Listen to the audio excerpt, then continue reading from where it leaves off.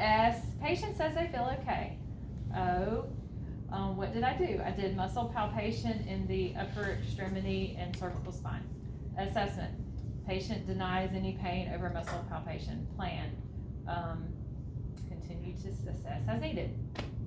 So I just want you to be able to put things in the right places, okay? And so that's all. It's just practice. It's just the formality of you wash your hands, you work with the patient, you do your thing, you wash your hands, you document. So it's just trying to maintain that formalized step. I really don't care what you put SOAP. I mean, put it in the right spot, but it's not that big of a deal at this point in your education. Like next semester it will be, but it's just kind of a thing, just to kind of get into the practice of it. Okay. So yeah, you're welcome. And so the lower extremity is the same thing, you know. And so how you do it, I did that without this kind of memory. But if I were doing it and I was practicing it, I would probably have a routine of what I wanted to do every day, so that you feel really comfortable with it. So. Could I ask one last thing? I'm sorry. Could you do 4 muscles? The rectus spinae, the quad. What's that called? The Quadratus lumborum. Yes, and then the peroneus. Where's that? Peroneals? Yeah, those Okay. 4 I Sure. struggle. Okay, Brittany, I need you to lay back down. I'm just hand sanitizing. That's on your the other stomach. SCA, that's gonna be on Wednesday. Like if we're doing, Yes.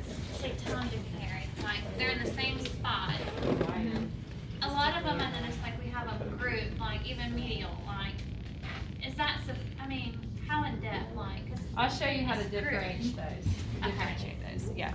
Okay, so for erector spinae, hers are really easy right here. You see them right here? So I call these the python muscles. They're the long python muscles that go all the way along the back. Okay.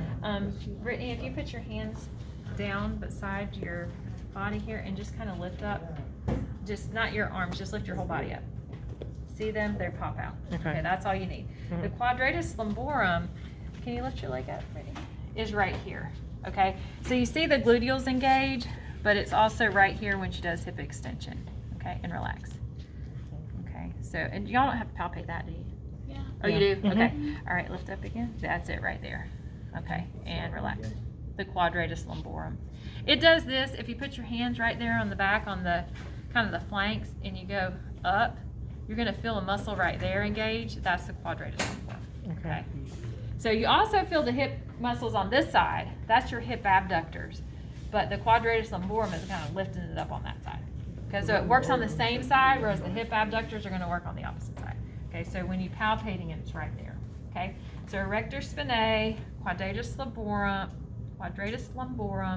What's the other one? Peroneus. Peroneus longus and Yeah. brevis. Yes, Okay, I'm sorry. also known as fibularis longus and brevis. Oh, okay. So Brittany, if That you'll took me That's a long why. time to figure that That's out. why. Really? Okay. Yes. lay on the side for me. Because even when you look at it in the index, it still goes That's back why I to had trouble tibialis. finding it. I had Okay, to can I Google. take your shoe off, or do you mind taking your shoe off? We'll let her just one, and we don't have to see your piggies, just like that. Okay, all right. And we're gonna do this. Okay, so this is the lateral malleolus. So, what's that? The tibialis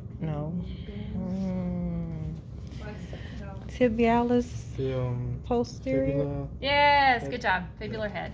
Okay. Fibular head. Play your fiddle. It looks like a little fiddlestick, right? Fibular head. So it's going to go all the way. Fun fact: the fibula is non-weight bearing. So if you break your fibula, you might not have to be on crutches. Like you just don't touch the ground.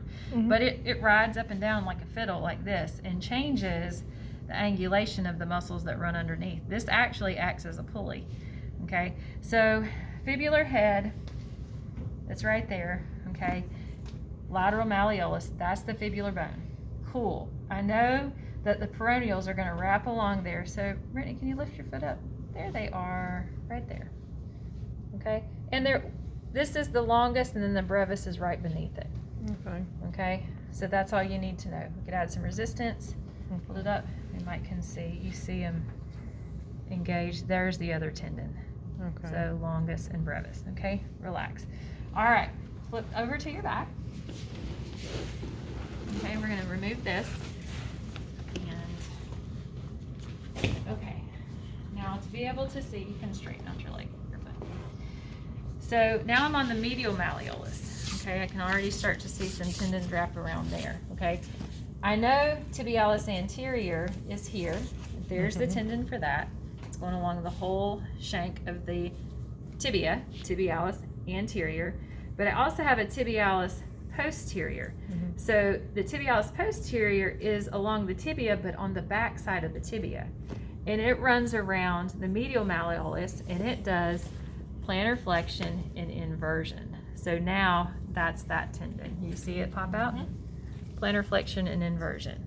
Okay, so that's part of the Tom, Dick, and Harry. All right, if I get her to do flexion of her toes, so Brittany, I want you to flex your toes downward. Okay, you're pointing your whole foot. You're going in plantar flexion. Just your toes. Yes. Okay, and then come over a little bit. All right, and then I can go deeper to that and feel the flexor in here. And now relax, don't get a toe cramp. I want you to push down on my finger. Well, like really push, like into flexion. Not plantar flexion, toe flexion. There you go. Okay. And I can feel, there it is. I can feel it along this side. I like your socks, thank you. Yeah, I like them too. All right, and relax. I would be getting a major toe cramp.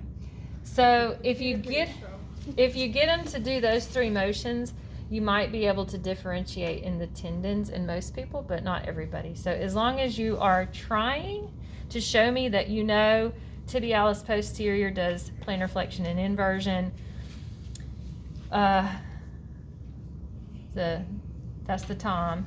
The Dick is the flexor digitorum. It does flexion and inversion. And then the Harry is the flexor hallucis longus. Then I know you're in the right spot. Okay? Okay. Any others while we're on reviewing? Yeah, while I'm doing them, let's get them all. I mean, Quadriceps are easy, right? Quads are easy. like I have a hole. Can you do IT band and lateral TFL? Yes. Good Okay, flip back question. on over to your side. Good job. Okay. Oh, I have this all down. Forgot about So, IT band is that band of fascia that's going to start. And remember, the tensor fascia lata is the muscle, and it's going to stop about right here, and then it's going to roll into this band of tissue, and it's going to come across the knee and insert down here into the fibular head. Okay, so this is the band, and you might can feel it in some people. How would I know for sure? Come it into abduction and then hold it there, and I feel it right here. Okay, how would I know that's the IT band? Relax, and not the hip abductors. Because of where it inserts. Amen. Sorry. Amen. Because the hip abductors are up here, right? So that's very good. Very good. So you know if you're getting tension down here, you're not on the hip abductors, you're on the IT band. So if you want the tensor fascia lata specifically, hold it up there. Give some resistance. It's right here. Okay. Right in here. Actually, I think it's more right here because it's a little more anterior. The muscle belly is, and then it rolls down that way. Okay, because this is going to be more hip abductors. This is going to be more tensor fascia lata. Okay. Next one. If we're going like you want to do hamstrings. Okay. Flip to your stomach. Okay, Good hamstrings. job. I've got my medial and lateral. I can get her to do some flexion. Knee flexion. They pop right out. So I know this is lateral. That's my biceps femoris. I'm sorry. This is medial, semimembranosus, and semitendinosus. Okay, that's my hamstrings. So you're feeling for the tendons. I'm feeling for the tendons. The muscle bellies are here. Remember, this would be the proximal hamstrings where they attach from the ischial tuberosity, and then these are the distal hamstrings. Okay? Because they cross the hip and the knee, the proximal hamstrings are going to do more hip extension, where the distal hamstrings are going to do more knee flexion. Okay? If you feel it on yourself, you can feel as you do hip extension, you can feel right up under your butt. That's your hamstring. Because your butt stops right there. That's the gluteals. They're done. Go a little bit further. If you feel something tightening, that's your proximal hamstring. And if you go into flexion, you're going to feel that pull. It's going to be your distal hamstrings. Okay? Piriformis. Piriformis, we've got sacrum and greater trochanter. Relax a little bit. It's right there. I feel that greater trochanter roll out into my hand. So I know the piriformis is going to go from the sacrum to here. I can go in there, relax your knee, into, I feel something roll right up underneath my fingers. That's piriformis. Okay? Sorry, that's my heart monitor. It's just saying my battery's low. I'm not dying.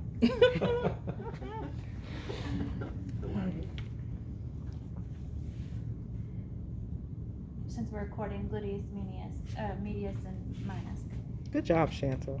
You got Okay. it. You got it. Medius and minimus. So probably going to get her in sideline. Go back to your side.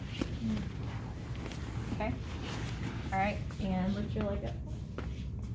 Okay. Hold it. All right. That's medius, and I want you to turn your toe in a little bit. That would be now her minimus. Okay. And relax. Okay.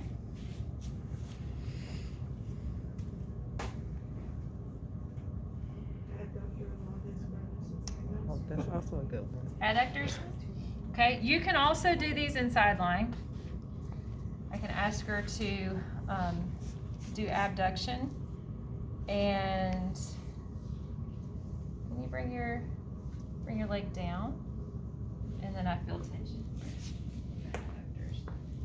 Okay, remember I'm just asking for the adductor group, because if we palpated on each other all the way up in here, you probably would not like that.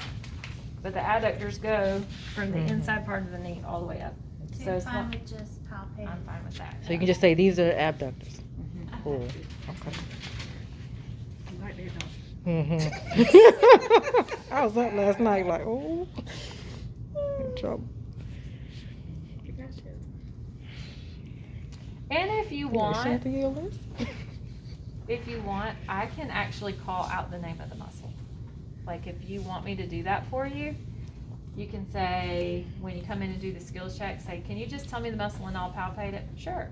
If you don't want me to say anything and you have a routine of exactly how you want to do it, I'll stay quiet and you can go through your routine. Can you have your flow sheet with your muscle names only? Mm-hmm. Can you tell me where to print a new flow sheet at? I look everywhere and I cannot find it. Oh, I can email it to you. Thank you. Like the Like just the blank one? the blank one. Yeah. Yeah, I wanted to redo. If you would do it where you called them out, would you choose which one? Or would you just read would off you our be flow okay sheet? reading I it? I could just read off your flow sheet. Thank you. Because that way we can. Yeah, that's huge. Yeah. Okay. Because, I mean, even when I was doing it, I was like, did I miss any? Did I miss any? Like, it's hard to remember them all. But if you ask me to show it to you, I can show it to you. Know where it is. That's all I want to know. Do Okay. you know where it is? Can you palpate it? Do you know how to elicit a contraction? You know, generally, do you know what it does? You know, you're not going to be perfect right now. I just want to know, you know, how is your touch? Are you like very ginger and like, I saw that on there. Do we have to say like, because it was talking about the different types of touch, so do we have to say like it's light touch? Okay. you don't have to say anything about that. Okay. But I'm going to be observing, is your touch really heavy-handed? Like sometimes we have clinical instructors give us feedback about how students' manual techniques are. And some students are too light touch, like they're too scared to touch. And some students are heavy-handed. So I'm looking for that.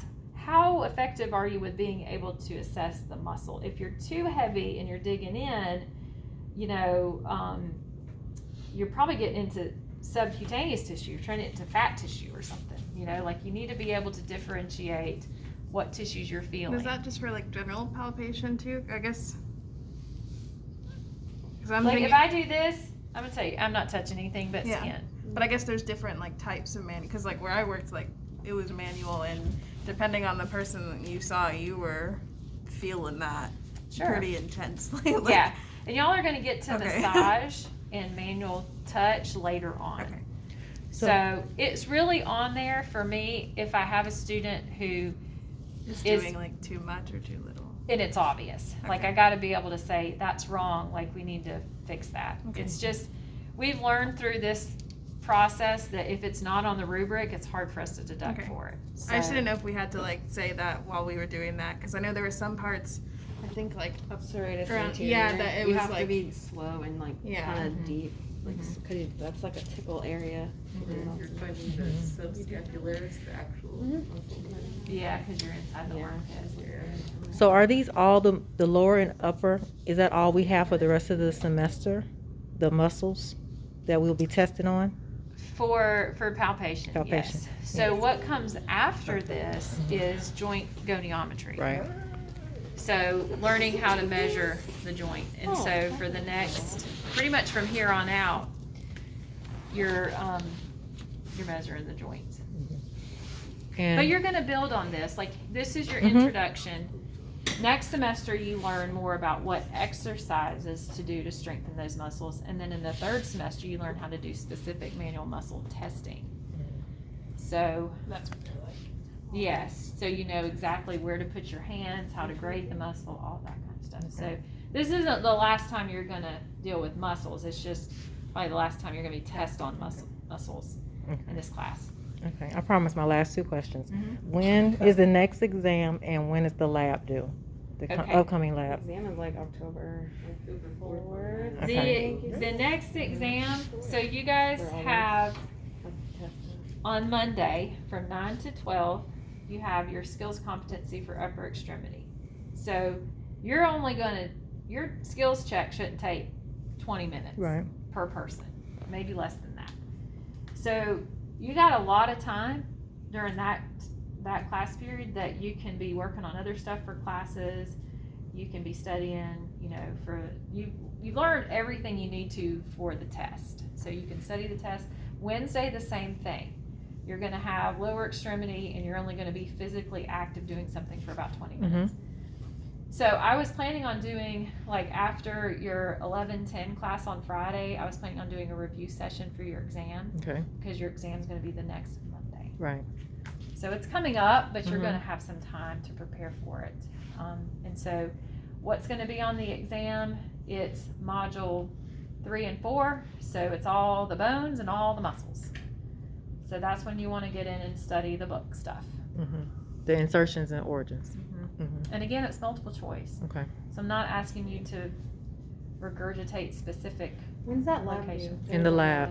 And the lab is lab 4 4. or 3? Lab 4? Mhm. We'll make it do the same day as the test. Okay. So you can also work on that, you know, during your downtime, during your skills competency assessment. Okay.